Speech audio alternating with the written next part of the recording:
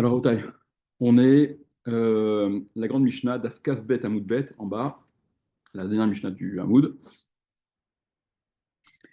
Ketsad Malkinoto. Comment le frappe-t-on? Donc, on a parlé de la peine de Malkout, combien, etc. Maintenant, comment ça se passe? Concrètement, la procédure, comment elle se déroule? Kofet Shteyadav ala Hamoud, Elach va Elach.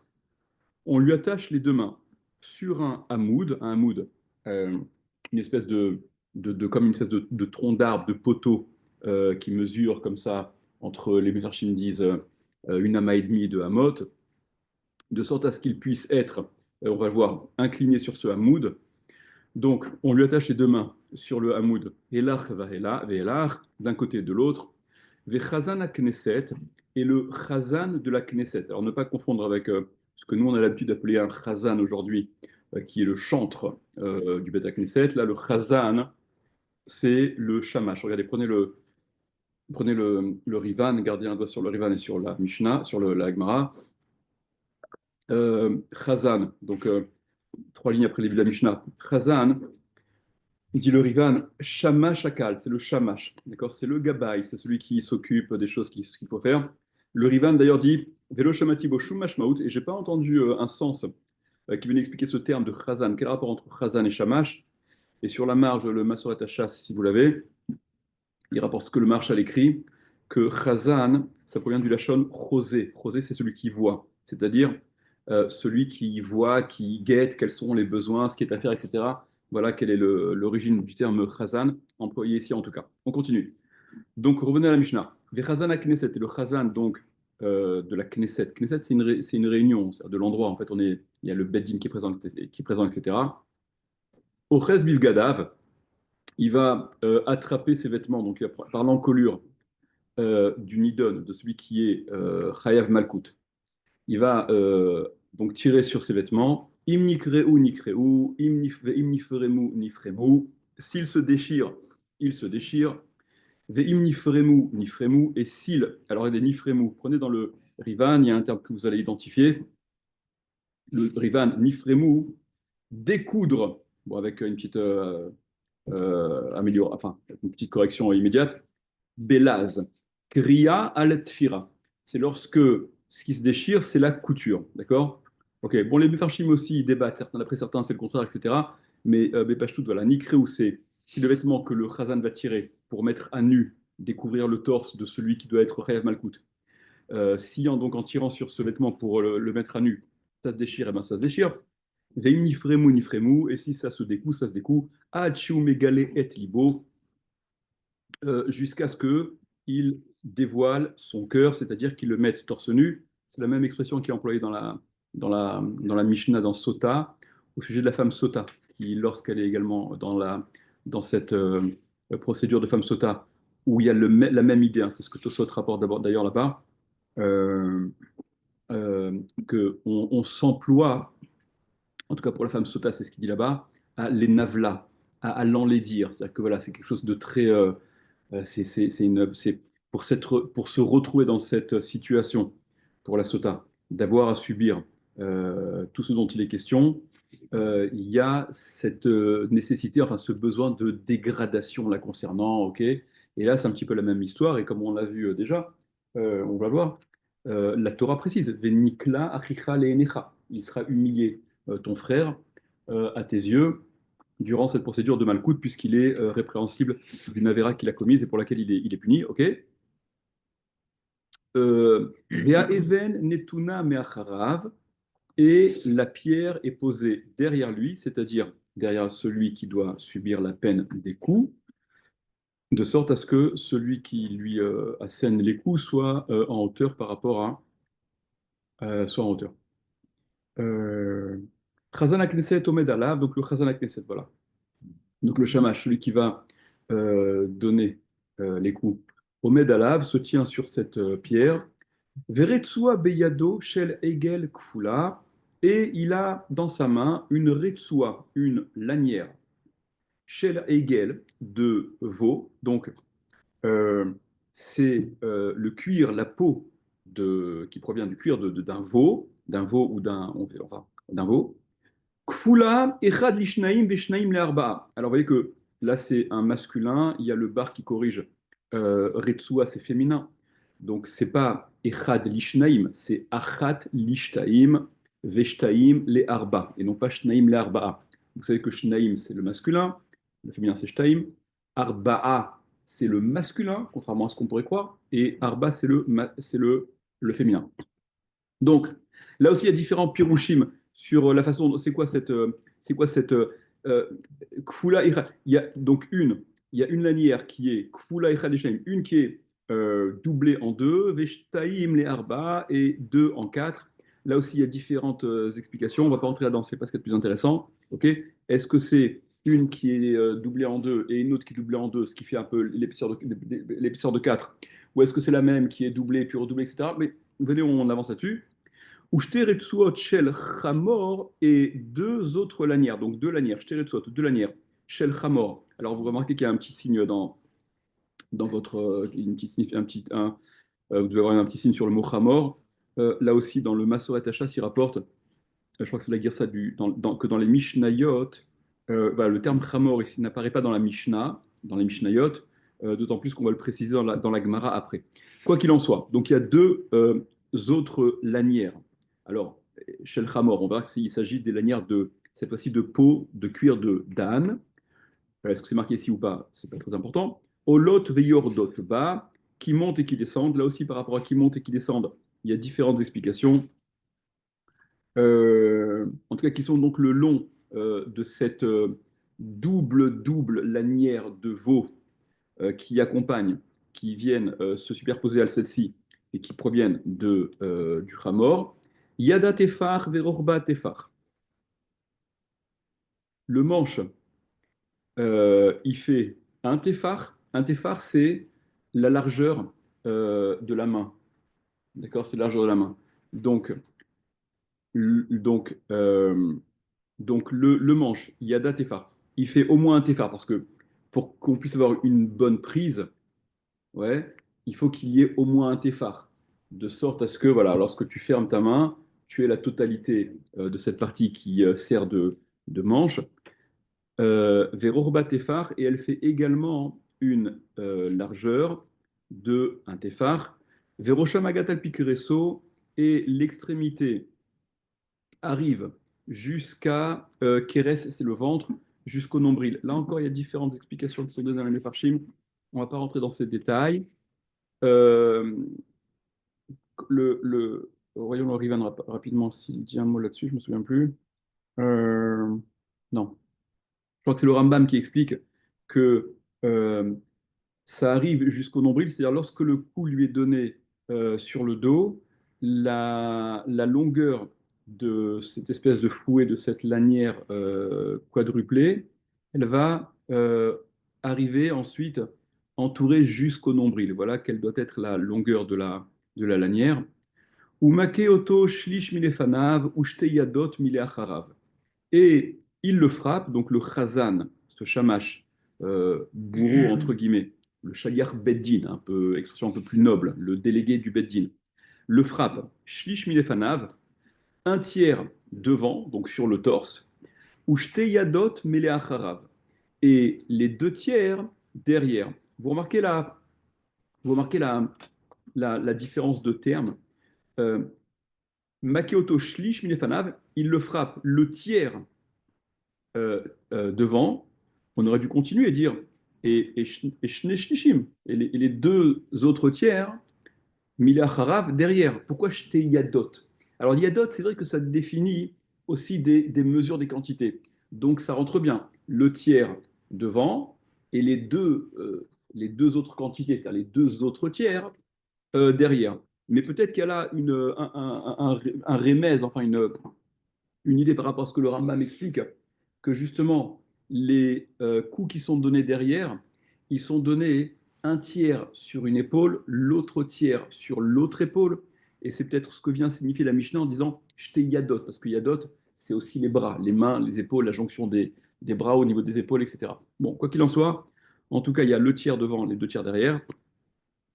Venomakeoto lo omed velo yoshev, et il ne le frappe ni en situation de omed, c'est-à-dire celui qui subit les coups, il n'est ni Omed, ni il n'est debout, Velo Yoshev, ni il n'est assis, et là mouté, mais il est incliné. Chez les Mars, comme il est dit, Vehi Pilo Ashofet, vous vous rappelez le pasouk, Vaya en Bina Kot Aracha, et ce sera dans le cas où le rachat, celui qui est accusé, il est donc Réav Malkout, Vehi Pilo Ashofet, l'inclinera, le juge, Vehi Kahu Lefanav, et il le frappera. Alors, c'est pas le chauffette, on verra, c'est pas le chauffette, c'est le Khazan.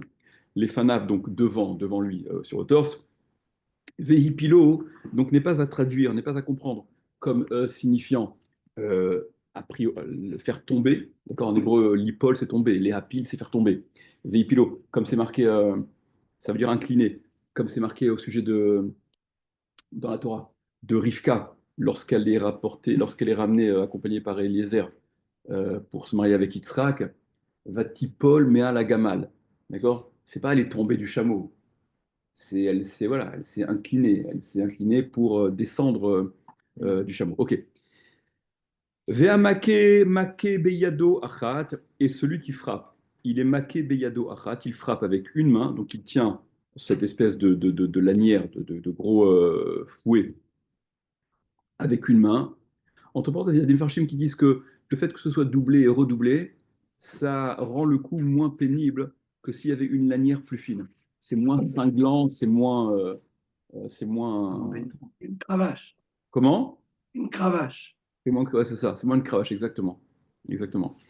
Donc, Ve'amake make biado achat, et celui qui frappe, il frappe avec une main, Bechol koro de toute sa force. Ve'a koré, et celui qui lit, vous voyez qu'il y a toute une procédure. Il y a donc il y a celui qui va, durant les coups qui lui sont donnés, simultanément aux coups qui lui sont portés, il y a celui qui va lire, qui va réciter des psukim. Imlo Tishmor va Kore Kore, donc celui qui lit, il récite pendant que les coups lui sont assénés. Imlo Tishmor la Asot et Kol Divrei à Torah Azot, si tu ne respectes pas d'accomplir toutes les paroles de cette Torah contenues dans ce Sefer, etc. Veifla Hashem et Makotecha, vet Makot Zarecha. Ifla, c'est un terme d'importance. Dieu rendra, te donnera des coups c'est la paracha qui s'est tirée de la paracha de Kitavo, hein, donc il est question de coups qui dépassent l'imagination, etc. Excuse-moi, Ouais, je vais dire très bête, ouais. toute cette procédure-là, ceux qui sont vraiment tués, Vas-y, vas-y. elle était vraie au moment du temple.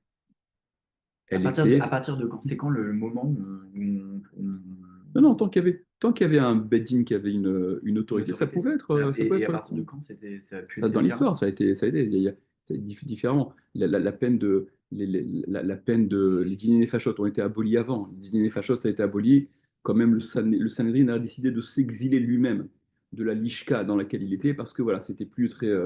Ça avait perdu de son sens. Mais là, tant qu'il y avait des beddins qui avaient ces autorités, ils pouvaient appliquer la peine de Malkout. Donc, euh, la récitation des psukim, là aussi, il y a différentes girsaot euh, dans cette Mishnah. Est-ce qu'on lit les psukim le pasuk qui vient juste après venons, on s'en tient à la version de la Mishnah qu'on a. Vechosa litriat amikra, et il revient au début, il reprend la lecture si jamais la peine de Malkout n'a pas été totalement donnée par rapport au nombre de coups qu'il devait recevoir. Donc il recommencera Ushmartem et divrei aberit azot, vous voyez qu'il y a un autre pasouk, d'accord? D'après le Gaon, on ne lit pas ce pasouk-là. Ushmartem et divrei aberit azot, et vous garderez les paroles de cette alliance. Vechotem, et il conclut, Vehu rahum yechaper avon, et le miséricordieux yechaper avon pardonne les fautes, d'accord? Pasouk que vous connaissez par cœur. Vechosa litriat amikra, vous voyez qu'il y a une deuxième fois Vechosa litriat amikra, et il revient au début, d'après certains, ça n'est qu'à la fin des psukim qu'il faut dire qu'il revient au début. Quoi qu'il en soit, la peine des coups, elle est donc en stéréo. D'accord, il y a une ambiance peut-être pas musicale, mais en tout cas, il y a les psukim qui sont évoqués, qui sont récités pour que, voilà, j'imagine que ça a créé un contexte, celui qui est frappé, il entend en plus pourquoi il est frappé, et il faut que ces coups-là, que l'évocation de ces versets-là accompagne la peine qui est donnée. Ve'im met tachat yado patour. Et s'il meurt, donc celui qui est frappé, tachat yado, sous la main, c'est-à-dire sous les coups du shaliach bedin, patour, il est patour. Le shaliach bedin est patour, il est patour de tout, c'est-à-dire que ni évidemment, lui n'a fait qu'exécuter ce que le bedin a tranché, donc il est patour évidemment de la peine, il n'est pas considéré comme un assassin, mais il est même patour de galoute, il n'est même pas chayav d'aller en galoute, en vide de refuge en l'assimilant quelque part à celui qui aurait tué Béchogeg. Ce n'est pas le cas. Aussi, attendez, je vais vous montrer un truc. Oui, bien sûr. Lui, il s'exécute. De toute façon, il y a une procédure de surveillance. Lui, il j'imagine. s'exécute. Lui, il Alors. fait ce qu'on lui demande de faire. Alors. Non, mais là, il n'y a pas de surveillance. Là, c'est qu'il a fait ce qu'on lui a demandé de faire et le Nidon est mort. Eh bien, il sera patour. Attendez 2 secondes. Si c'est des photos, c'est sûr. Alors. Mais c'est pas des gauchos qui bénissent. Ok.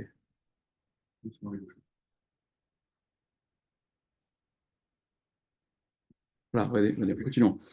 Au siflo retsua achat, s'il a ajouté retsua achat, s'il a ajouté, alors c'est quoi il a ajouté une lanière?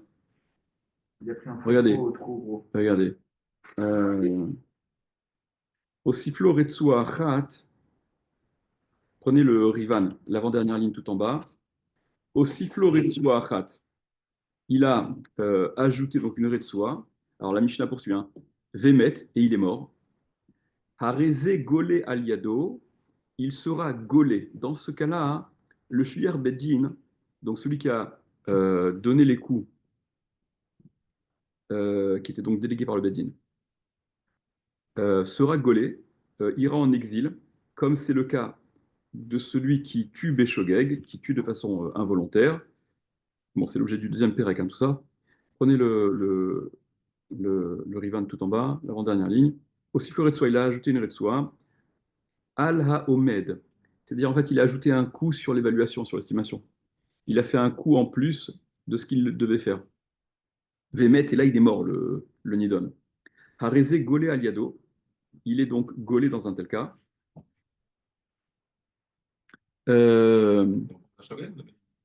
Alors, en réalité, non. Alors, dans la Gemara, on explique.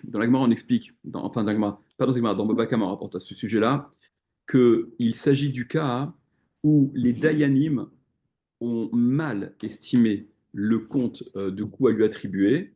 Donc c'est ça, au siflo odretsua, on lui a ajouté un coup de fouet, quoi. On lui a ajouté au-delà de ce qu'il devait supporter. Donc le Shegar Bedin n'a fait que s'exécuter. Et pour autant, donc, et il est mort. Eh bien, dans un tel cas, le Shegar Bedin, celui qui a donné le coup, il sera gaulé. Il ira en galoute. Alors il y a un truc intéressant là. Il y a le Ksot HaChoshen qui déduit de là que En Shliach Lidvar Avera. De là, on voit qu'il n'y a pas de Shaliach Lidvar Avera. C'est un principe que vous connaissez. Euh, on peut désigner, on peut nommer quelqu'un en tant que Shaliach, que délégué, envoyé pour faire ce que j'ai besoin de faire et il se substitue à moi. Ok. Dans le Pérec, le deuxième Pérec de Kiddushin. D'accord, Oui. l'histoire de Shlichut pour les Kiddushin. D'accord. Euh, donc le chaliard prend ta place et il assume ce que tu es tenu de faire. Donc il est finalement, c'est un peu un prolongement de ta personne. Par contre, en chaliar lidvaravera, ce principe de shlichut, de déléguer quelqu'un, qui que ce soit, pour une avera, ça ne marche pas. Ça ne marche pas. Pourquoi? Pour la simple et bonne raison, on a eu l'occasion de le dire.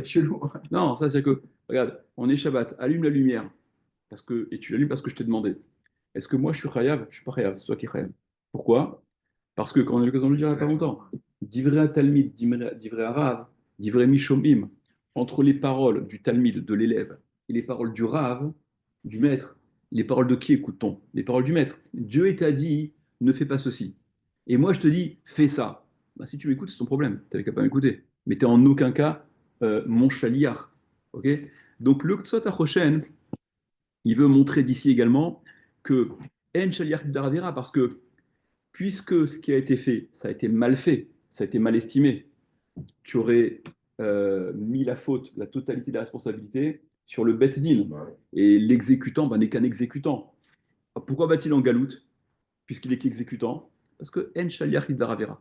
Il n'y a pas de Shaliach pour la Avera. Il avait qu'à faire attention, il avait qu'à être plus critique et fouiner. Il avait Mais il avait la possibilité de dire que c'était trop de coups, de discuter, on lui non? reproche de ne pas l'avoir dit. On lui reproche de ne pas l'avoir dit. C'est-à-dire qu'il avait la possibilité de le dire. On considère qu'il aurait dû le faire. Ouais. Et ne pas, voilà, ce qui est un peu extrême. Bon, ça, c'est ce que le Sot HaRoshel veut déduire de cette Mishnah-là. Beaucoup sont Cholkim sur lui, hein, le Netivot, etc. Je ne vais pas rentrer là-dedans, mais voilà, il y a ceux qui contestent, et voilà, il y a des objections qui sont à rapporter sur cette déduction du Sot. C'était juste pour vous rapporter ce point-là. Donc, on continue.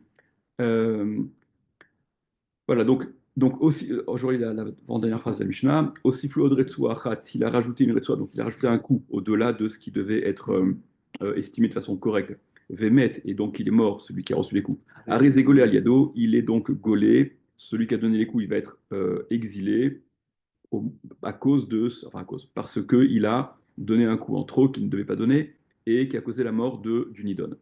Nid kalkel, il s'est abîmé, littéralement, c'est-à-dire, on va voir de quelle façon d'être abîmé il s'agit, celui qui reçoit les coups. Ben Berei, que ce soit, il a fait sur lui une telle peur, un tel mal, une telle émotion, toutes ces choses-là qui ont fait que le type, il a fait sur lui. Ben Bemaïm, ou que ce soit, il s'est uriné simplement sur lui.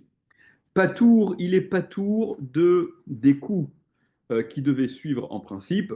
Rabbi Yehuda Omer, Rabbi Yehuda dit, Ha'ish berei va'isha bemaim. L'homme n'est pas tour que si ce qu'il a fait sur lui, c'est la grande commission, et la femme, c'est suffisant pour être exemptée des coups qui devaient suivre, qu'elle ne se soit simplement, qu'elle n'ait fait que uriner sur soi, parce que on considère qu'une femme est plus sujet à la honte qu'un homme, donc il en faut plus pour un homme pour être dédouané, dispensé de la peine, si elle devait, de ce qu'il devait subir en plus. Il y a des méfarchim qui relèvent également la façon dont c'est écrit. Nit kalkel, il a été abîmé. C'est-à-dire que il a été victime. Il a fait sur lui. Il n'est pas en situation d'avoir volontairement fait sur lui, parce qu'elle est belle l'histoire. Enfin, elle est belle l'histoire. Ça lui aurait permis d'éviter les coups. Si on savait que en faisant sur soi, ça permet d'éviter la peine, bon, ben, il y a peut-être ceux qui sont prêts à faire sur eux. Pour éviter la peine.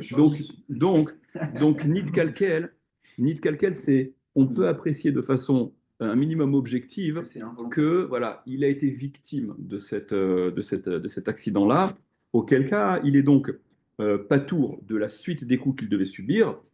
Ok, et pourquoi? D'où ça sort? Et regardez le Rivan tout en bas, pour la raison qu'on a évoquée tout à l'heure.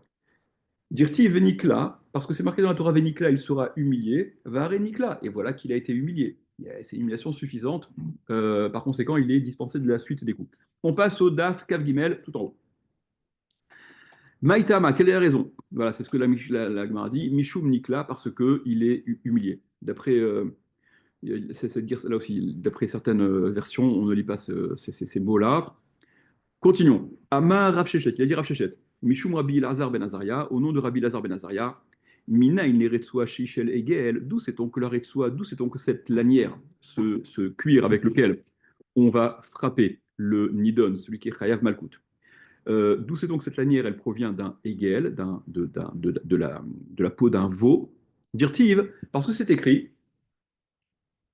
Arbaim Yakenu, 40 coups, donc il le frappera, d'accord, c'est les psukim qu'on a déjà vus.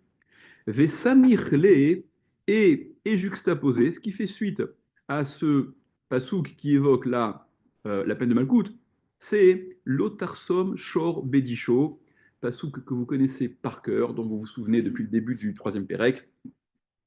L'Otarsom Shor Bedisho, tu ne muselleras pas le bœuf Bedisho lorsqu'il bat le blé, ok?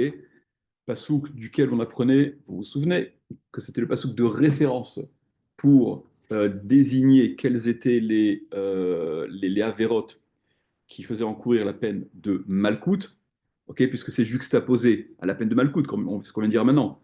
C'est juxtaposé, donc on avait vu à l'époque, nous, que la juxtaposition, elle vient apprendre que son sujet à Malkout, les lavim qui, à l'instar du lave de l'otarsum, du tu ne muselleras pas le bœuf quand il bat le blé, sont d'abord et avant tout des lavim, d'accord, c'est une transgression d'un lotacé, dans lesquels il y a une action, d'accord, un lotacé qui contient une action, et non pas un chez Boma assez, bon, même si c'était une marloquette entre Rabbi Akiva, Rabbi Yehuda, etc., et qui n'est pas nita clé assez, qui n'est pas réparable par un assez. Donc ça c'est ce qu'on a vu là-bas, c'est pas le sujet dont il est question ici. Ici, ce qui nous intéresse, la juxtaposition, elle vient nous apprendre que la peine de Malkout, elle se fait au moyen de ce qui provient du shor, du bœuf. Le veau, c'est le petit du bœuf. Ok. Pourquoi alors d'un veau et pas d'un bœuf? Simplement parce que la peau est plus, le cuir est plus tendre et donc plus adapté pour cet outil-là. Ve'amar Rav Sheshet mishum Rabbi Elazar ben Azaria. Et il a dit Rav Sheshet au nom de Rabbi Elazar ben Azaria. Donc regardez, on a rapporté un premier enseignement qui venait répondre à une question de la Mishnah. Pourquoi on prend ce cuir-là plutôt qu'un autre? On a rapporté la source qui était celle de l'enseignement. C'est Rav Sheshet au nom de Rabbi Elazar ben Azaria qui répondait. Et puisqu'on a rapporté l'enseignement que Rav Sheshet a rapporté au nom de Rabbi Elazar ben Azaria, on va maintenant rentrer dans une digression de différents enseignements rapporté par Rav Sheshet au nom de Rabbi Elazar ben Azaria.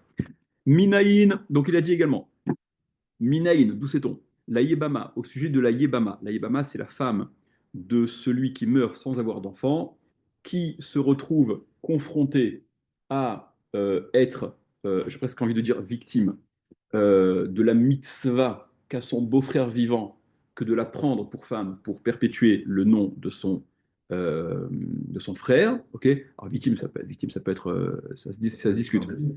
Chez Nafla, donc d'où c'est-on Mina, d'où c'est donc pour l'Aïvama, chez Nafla, Lifne Moukeshrin, qui est tombé littéralement, c'est-à-dire qui se retrouve confronté à un beau-frère vivant avec qui normalement la mitzvah doit être accomplie, mais ce beau-frère vivant, il est Moukeshrin, il est lépreux, donc voilà, il est physiquement pas praticable, très compliqué.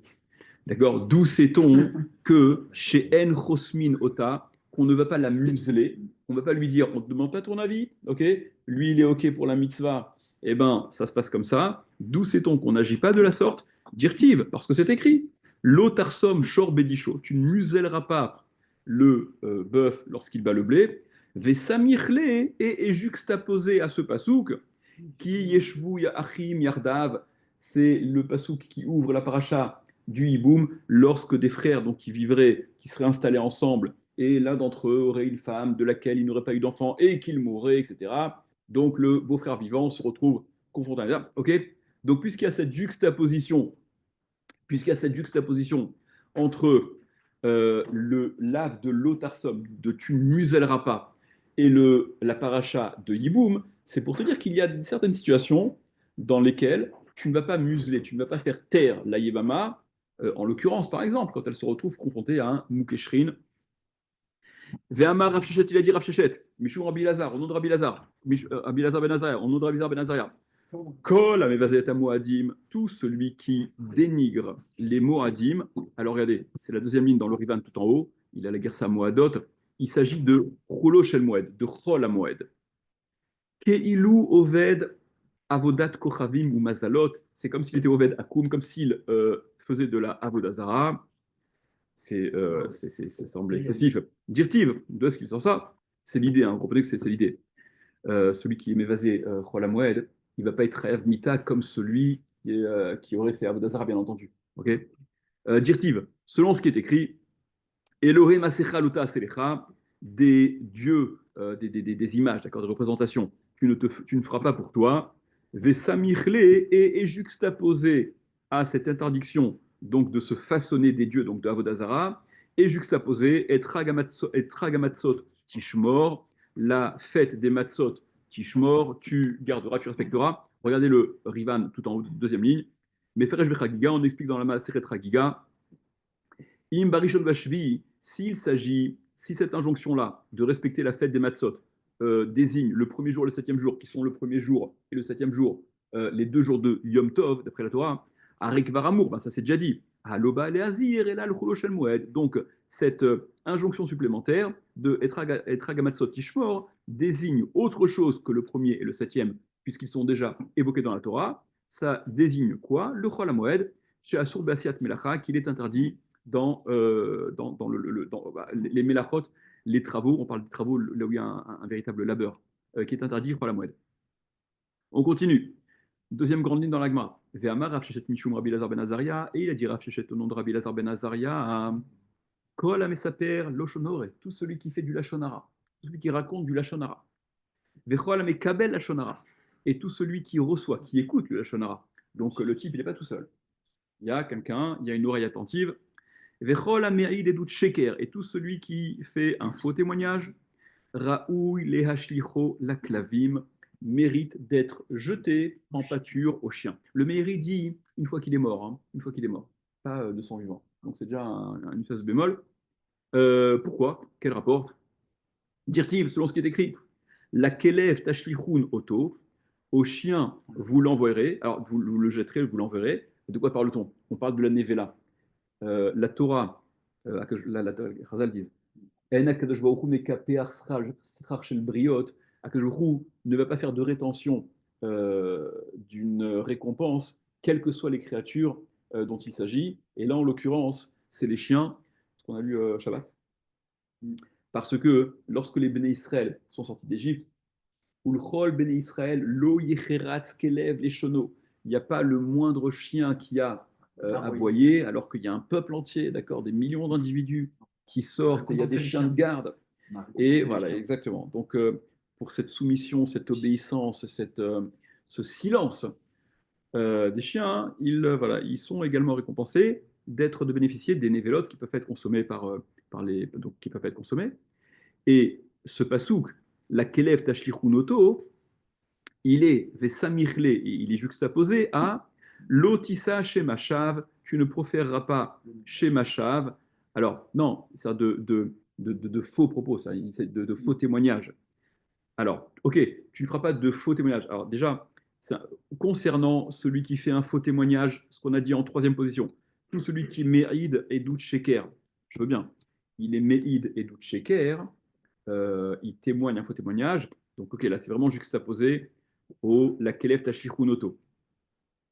Celui qui fait du lachonara, apparemment, ça s'assimile également à proférer des choses qui ne doivent pas l'être, à dire des choses qui ne devraient pas être dites.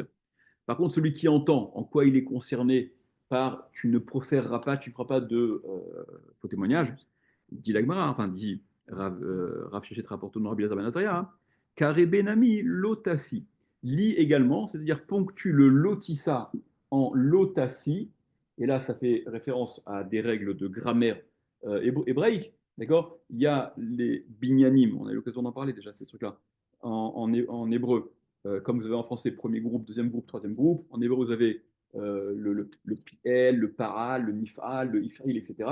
Et là, de lotissa, donc l'action directe, en lisant lotassi, tu bascules dans ce qu'on appelle le ifril, le binyan, le groupe de verbes où il s'agit où tu fais faire quelque chose, tu causes quelque chose.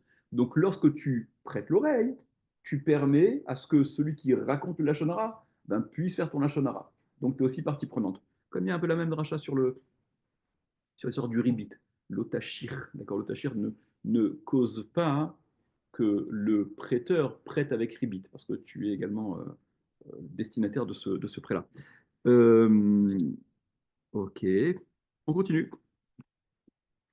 Vechter et Tsuot, et donc on avait dit dans la Mishnah qu'il y avait 2 lanières qui venaient s'ajouter à, aux 2 doubles lanières.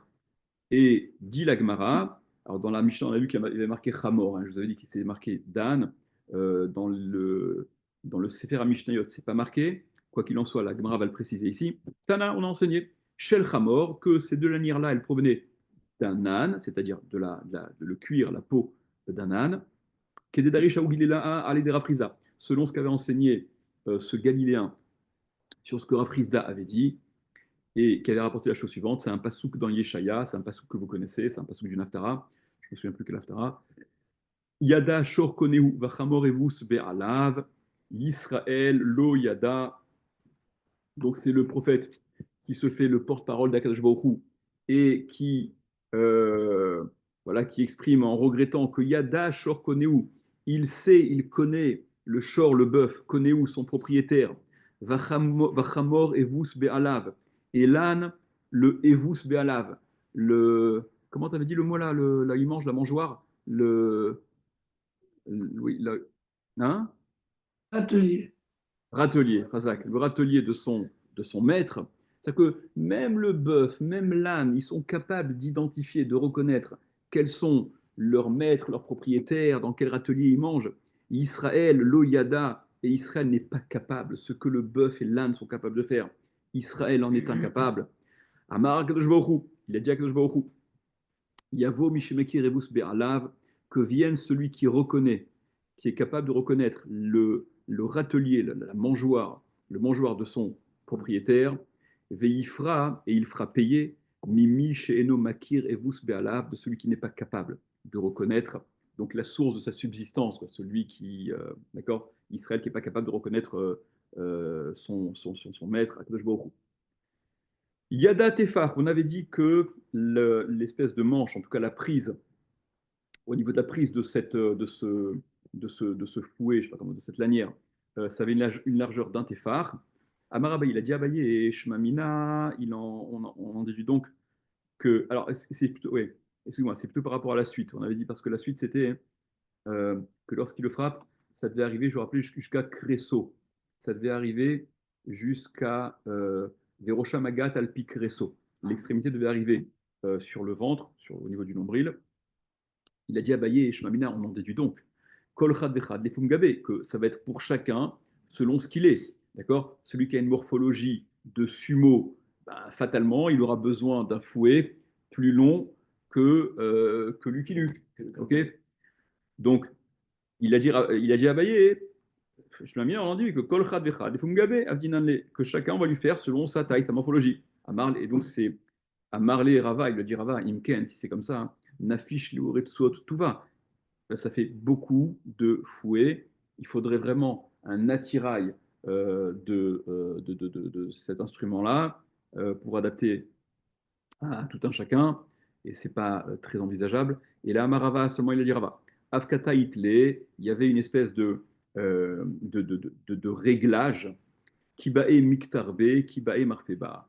Quand il y avait besoin, on élargit. Quand il y avait besoin, Marpeba, on dessert. On dessert.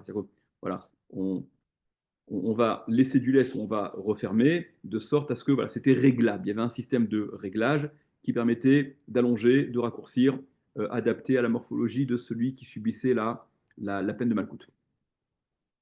Malkinoto, on le frappe. Donc c'était la suite de la Mishnah. Minan Emile, on le frappe avec un tiers devant, deux tiers derrière. Minan Emile, d'où sont ces choses-là? D'où sait-on que ça se passe comme ça, un tiers, deux tiers? Amar Rav Kahana, il a dit Rav Kahana, de Amarkra, parce qu'il a dit le verset Vehi pilo hashofet, vehi kahu lefanav. Donc vehi pilo, il l'inclinera, le chauffet, le juge, vehi kahu lefanav, et il le frappera, lefanav devant lui. Il y a les Mefarshim qui relèvent. Pourquoi tu dis que, apparemment, de la lecture du Passouk, c'est le juge qui frappe? Veipilo à chauffette, Veikaou, il le fera, il l'inclinera, il le fera tomber. Ce à quoi il répond les Mefarshim, non.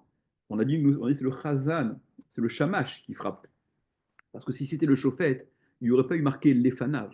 Il y aurait marqué il l'inclinera et il le frappera. C'est quoi l'Efanav? Ben oui, c'est il est devant lui. L'Efanav, ça fait référence à quelqu'un d'autre. Et alors, quoi qu'il en soit, c'est pas ce qui nous intéresse ici. Ce verset-là, il inclinera, donc le chauffette qui va incliner, qui va désigner, qui va indiquer la posture que doit avoir cet homme-là qui est Chayav Malkout. Donc, Veipilo à chauffette, Veikaou Lefanav, il l'inclinera et il le frappera devant lui. Kede Rishato, expression au singulier, Kede Rishato selon sa Risha, pour la Risha au singulier. Bemispar, donc selon le nombre de coups qui aura été attribué. Risha achat milefanav, une Risha. L'expression Rishato qui est au singulier, ça fait référence à un milefanav pour ce qu'il reçoit, ben, lefanav devant, sur le torse, comme c'est marqué dans le pasouk. Shterishayot, enfin, comme c'est marqué dans le pasouk, comme on lit, deuxième lecture du pasouk. Shterishayot me'acharav, et au pluriel, deux rishayot me'acharav derrière.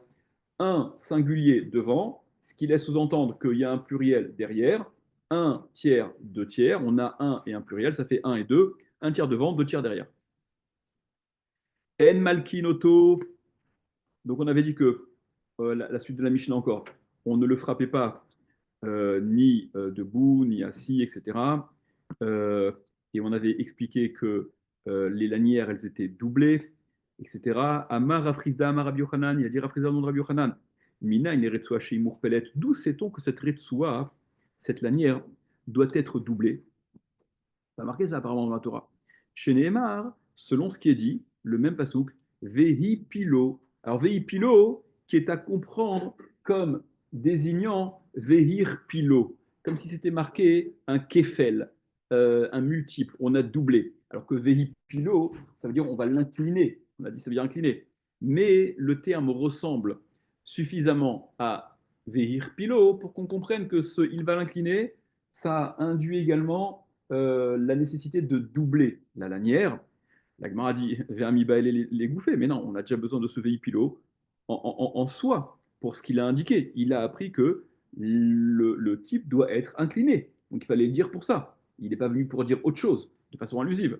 Dit la Gemara, Imken, si c'était comme ça, si ce n'était venu que pour dire qu'il fallait l'incliner, Girtov Kra, il aurait écrit le verset, ça aurait été formulé Yatehu, il l'inclinera. Pourquoi Vehipilo plutôt que Yatehu? Maï hipilo shmamina tarte. Donc ce hipilo shmamina t'en déduit d'une part, qu'en effet il faut l'incliner, mais puisque pour désigner l'inclinaison, on aurait employé un terme plus adéquat qui ne désigne que l'inclinaison, on aurait dit Yatehu, du fait qu'on a employé un autre terme, c'est que cet autre terme il renferme un autre sens, en l'occurrence Veir Pilo, l'idée, l'image de Veir Pilo.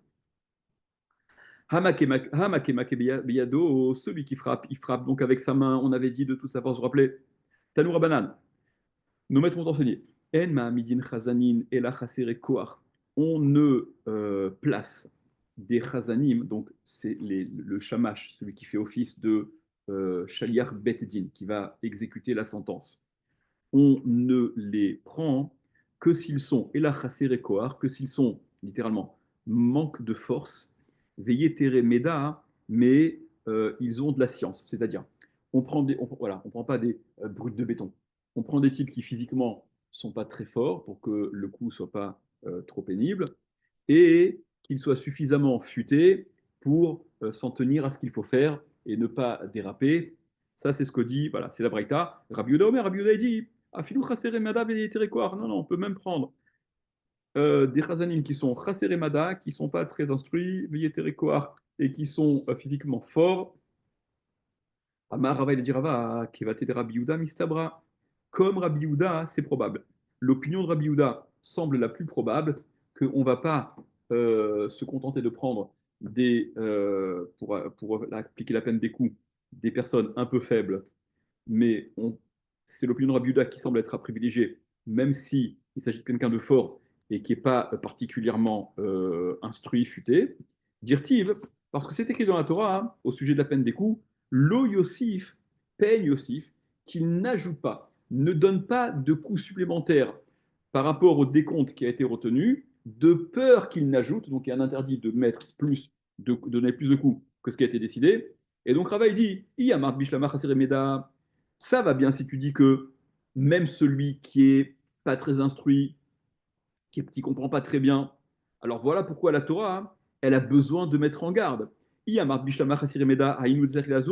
pour ça qu'il y a besoin de mettre en garde. Ok, on est vigilant. Attention, fais bien attention, comprends bien. Il faut lui dire, lui répéter, que ce soit clair. Et là, Yamar Teteremada, mais si tu dis que c'est des gens qui sont instruits, est-ce qu'il y a besoin de mettre en garde à ce point le Yossif, Pan Yossif, et qui ne rajoute pas au-delà de ce qui fait de peur qu'il. Il sait très bien qu'on ne va pas aller au-delà de ce qui a été fixé.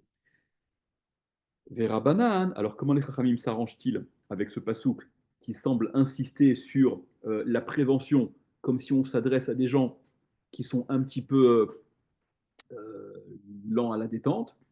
Rabbanan te disent En mezarzin et là les arez on ne, euh, euh, comment dire, on ne, c'est une expression de façon générale, on ne va empresser que celui qui est empressé, c'est-à-dire on ne s'adresse, on adresse à quelqu'un une chose que s'il est concerné par cette chose. C'est justement les personnes qui comprennent à qui on va dire les choses qui peuvent se comprendre. Donc c'est pas parce qu'il y a une insistance sur la prévention que on s'adresse à des gens qui ne comprennent pas, justement parce qu'ils sont à même de comprendre. Tana, on a enseigné. Keshu Magbia, Magbia Bishteyadav, quand il lève la lanière pour frapper, il lève de ses deux mains. Urshu Make, et lorsqu'il frappe, Make Biado Achat, il frappe avec une seule main, donc on lève à deux mains et on descend avec une seule main. Kieri de l'État midide, de sorte à ce que ça vienne. Regardez, vous avez une correction là dans la marge également.